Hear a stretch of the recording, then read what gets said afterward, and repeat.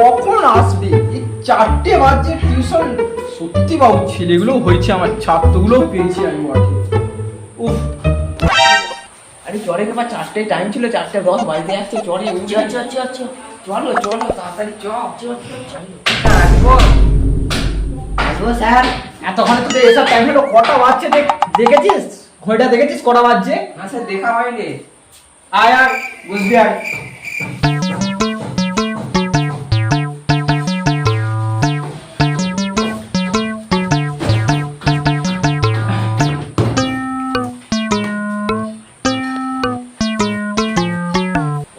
নে নে, সব যেটা হাতে লেখা বার কর, বার কর।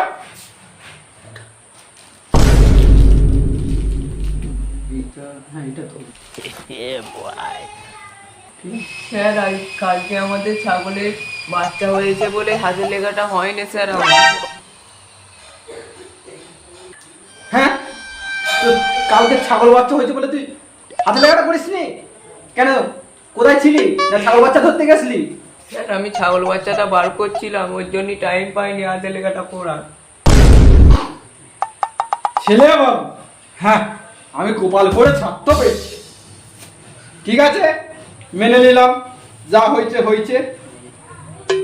ওই সব বাদ দে, আমি একটা তোকে প্রশ্ন করছি, তুই প্রশ্নের উত্তর দি। হ্যাঁ স্যার বলুন। মনে কর তোর কাছে 150টি টাকা আছে, ঠিক আছে?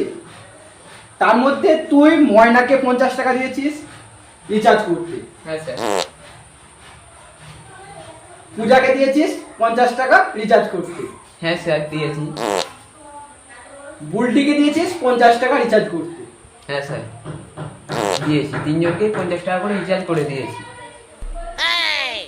তাহলে তোর কাছে কত টাকা থাকবে? কেন sir? a square minus b স্কোয়ারের সূত্র অনুসর্গ করে আমার কাছে 3টে গার্লফ্রেন্ড থাকবে।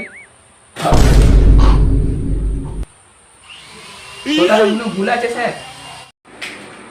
তোকে আমি গার্লফ্রেন্ড নিয়ে প্রশ্ন করলাম? হ্যাঁ, সবসময় কি মাথায় ওইসব ঘুরছে না?